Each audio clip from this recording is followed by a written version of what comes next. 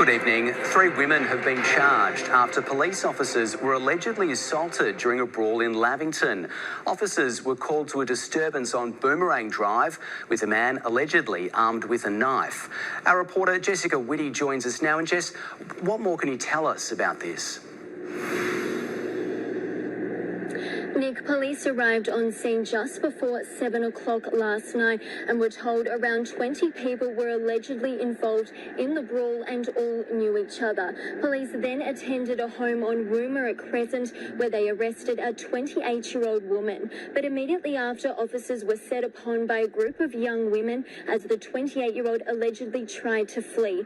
It will be alleged in court that officers were kicked and punched.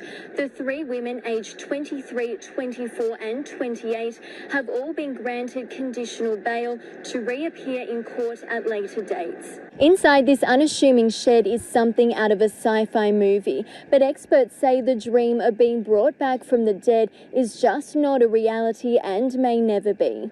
A pothole grant that is not nearly enough to fix Federation Council's worst potholes. Farmers say 2 wet years have not caused the issue, but accelerated what was already a deteriorating asset. The maintenance hasn't been done, and the reason the maintenance hasn't been done is because they've been taking money out of the roads budgets and putting it into projects that have been overspent on budgets. You know, bright new shiny projects within councils that make everybody feel warm and fuzzy, but they actually add nothing to the bottom line. That is the road network, which has huge ramifications on the entire economy. So it's been a real issue for us to operate our machinery and just get our farm produce to market. Like, we're having to cancel contracts or delay contracts. We can't get our wheat or canola out the gate some days because it's been so bad the last couple of weeks especially. This is one of the main thoroughfares between Mulwala and Girana, especially during harvest, but its condition has forced traffic elsewhere onto other decaying roads. Not only a threat to the economy, but also lives. You should expect that when you go to work each day, that you are able to come home and see your family on return trip. And if you're not able to do that, then something's desperately wrong. In a country that claims itself to be first world, the state of the roads are third world at best. And Council agrees, identifying the road backlog and need for repair back to 2016 following the merger. It's a big challenge, but that's exactly why we're going out for a special rates variation to try and get on top of this and gradually but surely had better road facilities right throughout the council. Council says the close to $800,000 grant from the state government will be spent on roads with heavy traffic and identified by its residents. Jessica Whitty, 7 News. Japanese encephalitis. We're joined now by Jessica Whitty, and Jess, it's heartbreaking news. Maddie, David Keeble sadly passed away on Friday at Albury-based hospital after his diagnosis in early March. The 61-year-old fought a very severe form of the virus and was placed on life support in Melbourne's Alfred Hospital after his condition deteriorated. He was later transferred back to Albury. David is the second person in New South Wales to die from the virus, which has infected 13 people. But for many, David is being remembered as a gentle giant with a big heart. Homicide Squad detectives are continuing their investigations into a weekend shooting murder in Wodonga. We're joined by Jessica Whitty now, and Jess, what more can you tell us?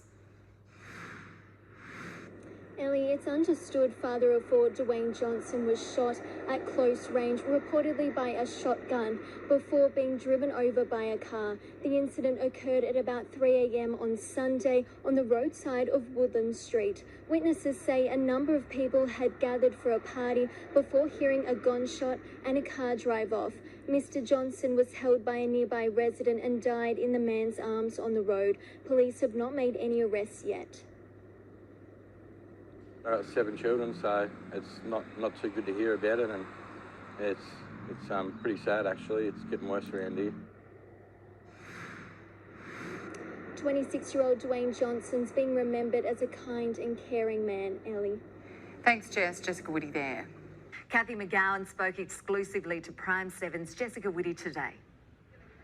She's the godmother of a movement which brought down the Morrison government. Don't underestimate the power of a community movement.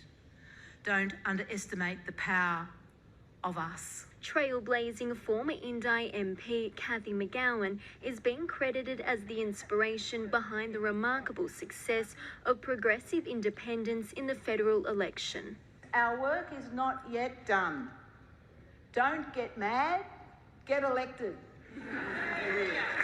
The so-called teal wave put an almighty crack in the two-party system, sweeping inner-city electorates from Sydney's northern beaches to Bayside Melbourne. So what I'm really pleased about is so many other good people have put their hand up, been courageous, and then they've got the support of their community behind them.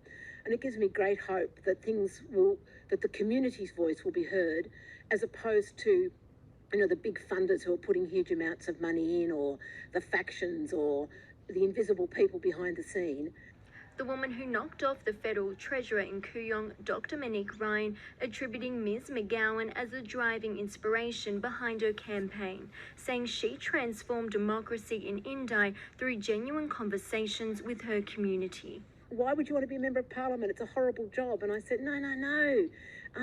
If you're an independent, you've got a platform, you represent your community, you can really help people. And my experience of being a member of parliament was wonderful. During her 2 terms as the member for Indi, Ms. McGowan fought hard for regional development, a national integrity commission and drought policy. I've run the first leg of an amazing relay. And while she now lives contently on her hilltop farm in the Indigo Valley, Cathy says she'll continue inspiring and mentoring a new generation of political leaders. So one of the amazing things that happened, particularly in the independent seats, was young people getting involved in politics. And I just want to do a special call out to Catholic College in Wodonga. There was a teacher there a few years ago, her name was Det Turner, and she loved politics. And she brought up a generation of young people who really cared about it. Jessica Whitty, Prime 7 News. 3 brand new homes now uninhabitable. Damage the owners say could have been prevented. Yeah, devastated. Every single room in the house got flooded. We had to rip the carpet out of all the bedrooms and the front lounge room. Everything has started peeling off on the floor, like the skirting boards and everything. So yeah, we can't live in it. And we're staying with the in-laws at the moment.